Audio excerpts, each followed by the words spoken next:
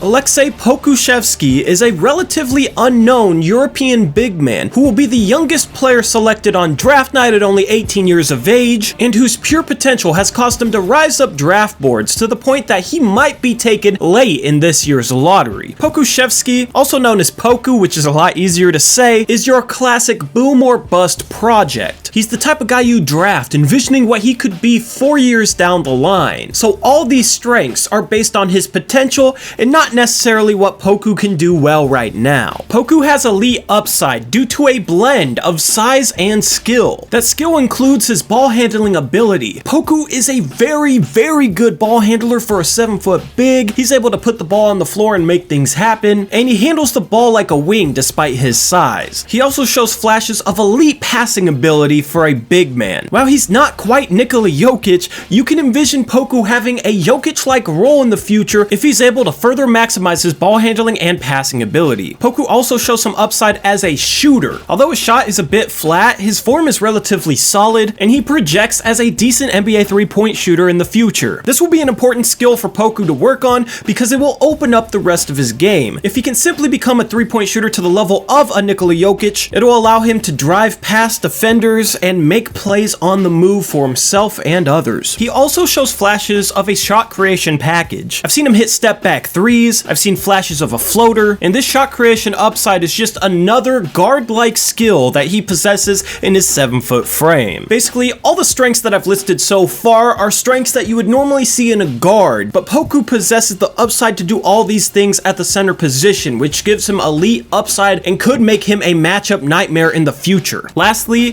Poku projects as a solid rim protector. He has decent timing when trying to block shots, and he could potentially be a good two-way player at the center position if he can further develop his rim protection ability. Now, as far as the weaknesses go that could turn Poku into a bust, a big issue with him is his strength. He has a very frail frame, and in order to play the center spot in the NBA, he needs to put on a lot of weight. He's also not the quickest laterally. While he does have some rim protection potential, it's likely that he's not going to be a guy that can guard anything but the center position. And if he does put on weight, this could further slow him down and cause more issues with his foot speed on the defensive end. Poku also struggles to finish. Some of this could be due to a lack of strength, and he resorts to a lot of finesse finishes because of that, but as a big, he's going to need to improve his finishing ability around the rim to become a truly efficient player. Poku also lacks consistency. He should be a guy who dominates the types of players he's played against over the past year or so, and sometimes he does,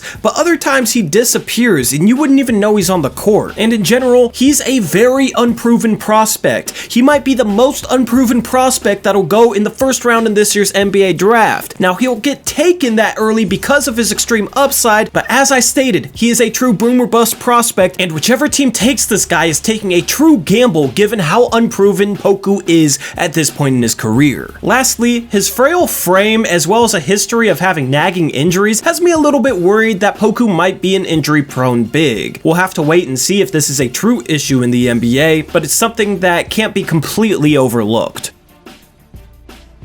So let's dive a little bit deeper on Aleksej Pokusevski. He might be the biggest boom or bust prospect in this entire draft. If a team drafts Poku, it's not for what he's going to do within the next 2 or 3 years. It's going to be for what he could become years down the line. This player is just the type of prospect where you see a lot of flashes of something interesting.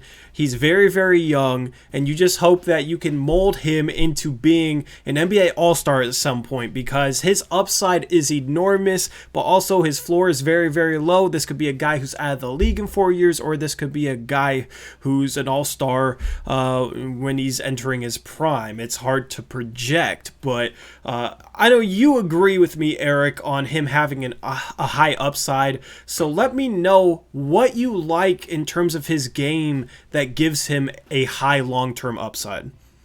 Well, just to touch on something you said real quick, the 2 to 3 years thing is interesting to me because not a lot of teams, fans, organizations have been patient with prospects lately. Mm-hmm. It's kind of either you contribute within the first year or two, and if not, you're kind of labeled as a bust already. especially after you see guys over the last couple of years really thrive as rookies and propel teams like Luka did with Dallas to the playoffs in his second year.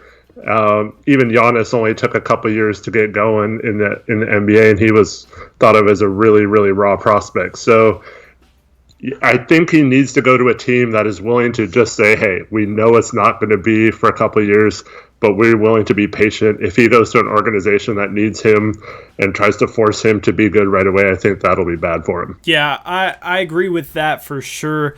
There's a lot of things he needs to work on before he's ready to see NBA action. The main thing is his body. He's extremely skinny. The thing is, that's the case with a lot of young bigs when they come into the NBA. That's the case with like a James Wiseman as well. So he's like really skinny.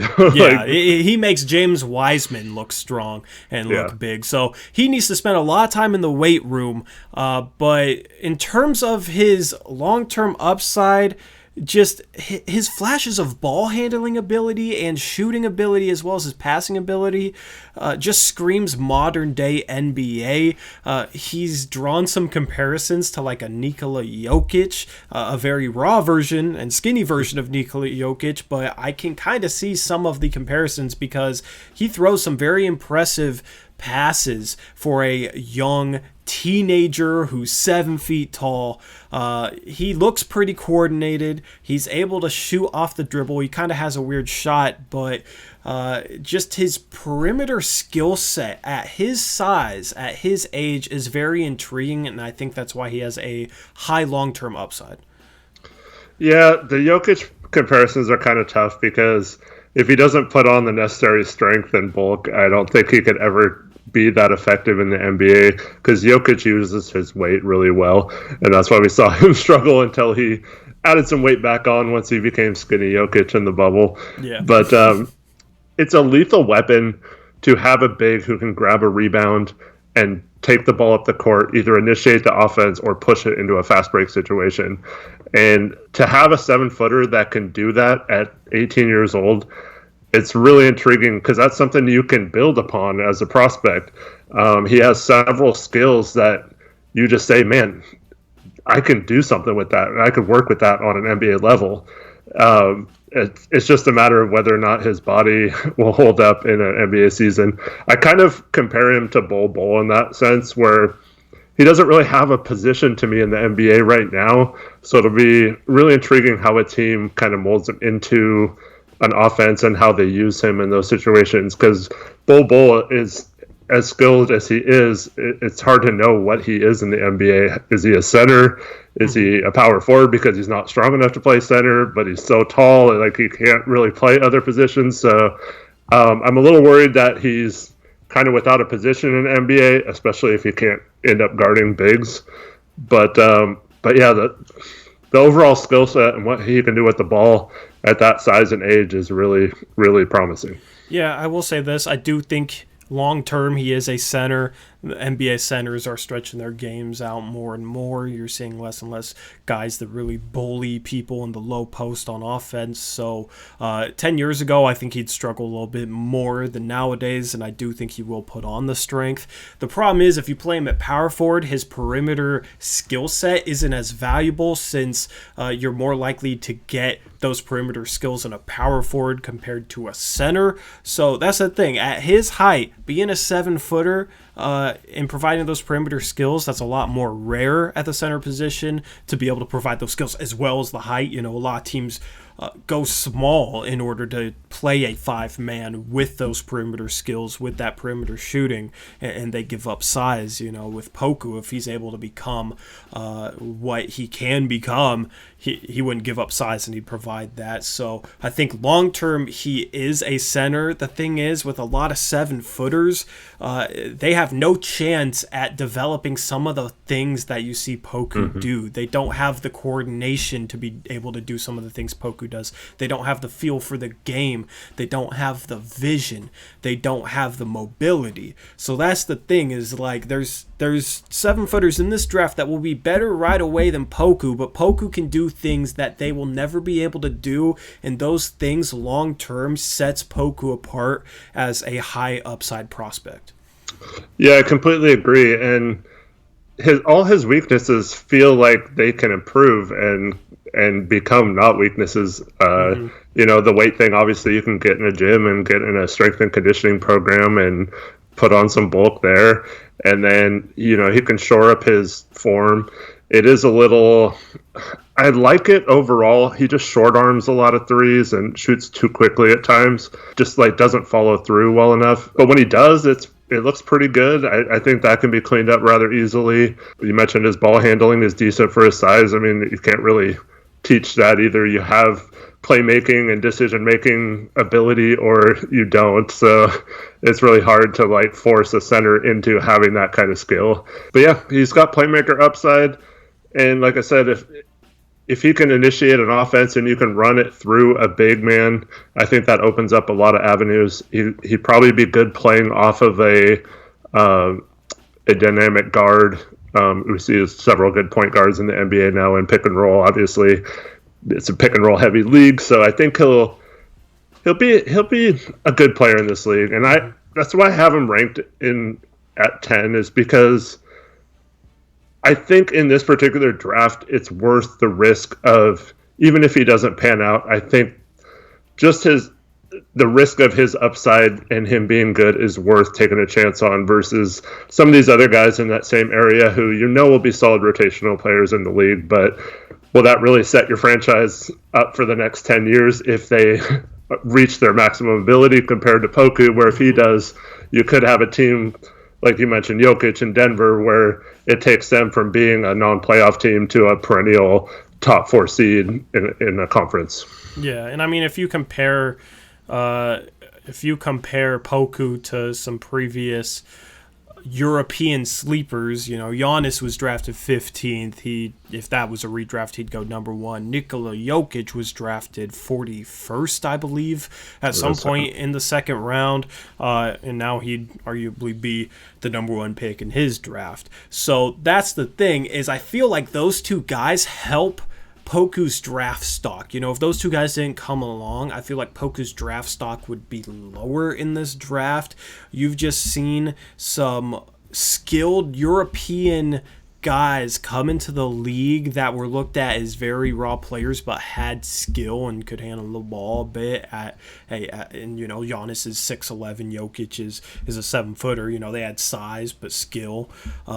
And I feel like teams don't want to make the mistake of like passing on the next Giannis or passing on the next Jokic. So I think that'll help Poku's draft stock, and I think it's reasonable to have him as potentially a top 10 prospect. And with as bad as this draft was, I honestly can respect somebody having them as their 4th or 5th best prospect in this draft just because of that upside.